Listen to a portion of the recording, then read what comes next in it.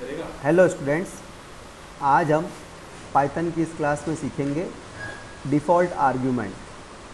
पहले वाली क्लास में हमने सीखा था कॉल बाय वैल्यू और पास बाय आर्ग्यूमेंट।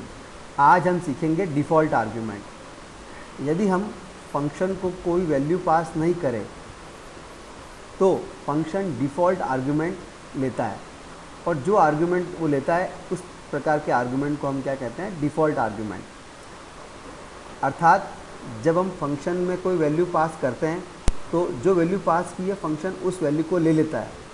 लेकिन यदि हम फंक्शन में कोई वैल्यू पास नहीं करें और हम चाहते हैं कि यदि हम कोई वैल्यू पास नहीं करें तो डिफ़ॉल्ट कुछ ना कुछ वो ले ले, तो इस प्रकार के जो आर्ग्यूमेंट होते हैं वह डिफ़ॉल्ट आर्ग्यूमेंट कहलाते हैं।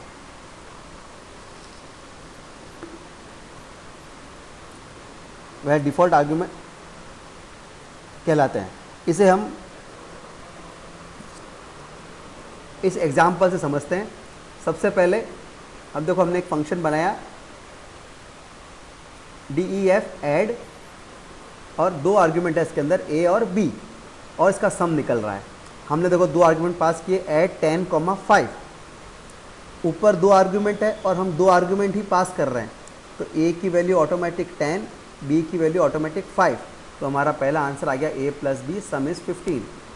ओके, अब देखो हमने यहाँ पे ऐड A की वैल्यू पास की है 10, दूसरी जो B की वैल्यू वो हमने पास नहीं की।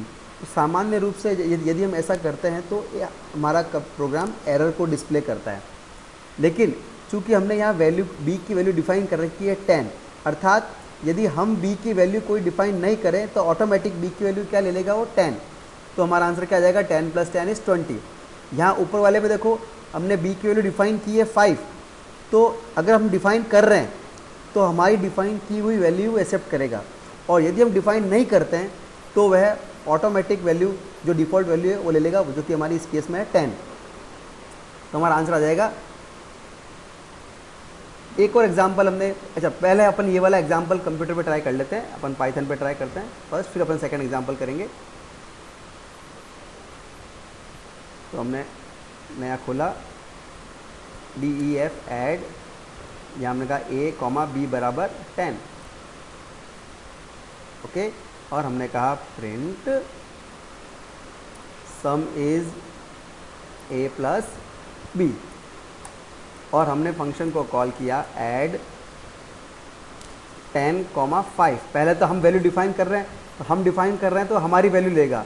अगले वाले एग्जांपल में हमने B की वैल्यू को डिफाइन नहीं किया है, इसको सेव कर लेते हैं हम B15 के नाम से, B15.py, और इसको रन करते हैं। तो देखिए पहले आंसर जो हमने 10 और 5 पास किया था तो आंसर आया 10 + 5 15, और जब हमने B की वैल्यू पास नहीं की तो ऑटोमेटिक सिस्टम ने 10 ले ली और हमारा आंसर आ गया सम इज़ 20। तो इसी का हम एग्जाम्पल 2 करते हैं। एग्जाम्पल 2 हमने क्या लिया है, हमने एक फंक्शन बनाया डिफाइन इंटरेस्ट, जहाँ 3 आर्ग्यूमेंट है, अमाउंट, रेट और टाइम। और टाइम की डिफ़ॉल्ट वैल्यू हमने क्या सेट की है, 5। अर्थात अगर हम टाइम पास नहीं करें तो ऑटोमेटिक उसकी वैल्यू वो 5 ले ले। पहले वाले कॉल के अंदर देखो हमने तीनों आर्ग्यूमेंट पास किए हैं, अमाउंट 1000, रेट इतना और टाइम इतना। तो हमारा पहले आउटपुट का आंसर आ गया 500। जब हमने फॉर्मूला लगाया सिंपल इंटरेस्ट का, amount into rate into time divide by 100। और यदि हम 5 ट्रांसफ़र करें और अगला वाला आर्ग्यूमेंट टाइम हम पास नहीं कर रहे हैं तो ऑटोमेटिक वो टाइम की वैल्यू 5 ले लेगा, और उसके अकॉर्डिंग जो भी है वो हमारा आंसर आ जाएगा। इसको भी हम पाइथन पे ट्राई करते हैं एक बार। हमने कहा DEF इंटरेस्ट, और हमने कहा अमाउंट, रेट, टाइम, और टाइम को हमने डिफाइन कर दिया 5। अगर हम पास नहीं करें तो वो ऑटोमेटिक हमारे वैल्यू ले ले, ठीक है। और अब हमने कह दिया सिंपल इंटरेस्ट बराबर amount multiply by rate multiply by time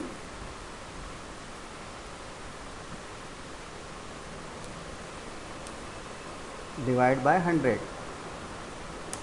okay, और हमने कह दिया print simple interest is SI. Okay,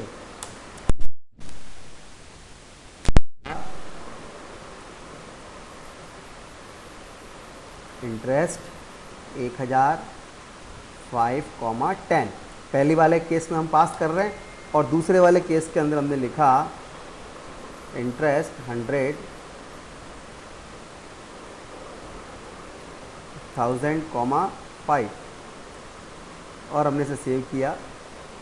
हमने कहा B16.py और अब हम इसे रन करते हैं, रन एंड रन। तो देखें हमारा पहला आउटपुट जब हमने 10 पास किया था उसके अकॉर्डिंग, और जब हम 5 पास नहीं कर कोई आर्गुमेंट पास नहीं किया तो ऑटोमेटिक में 5 लिया और हमारा आउटपुट आ गया 250। सो आज हमने सीखा डिफ़ॉल्ट आर्गुमेंट क्या होता है, डिफ़ॉल्ट आर्गुमेंट को हम किस प्रकार पास कर सकते हैं, इसका एग्जाम्पल 1 और आउटपुट, और एग्जाम्पल 2 और इसका आउटपुट।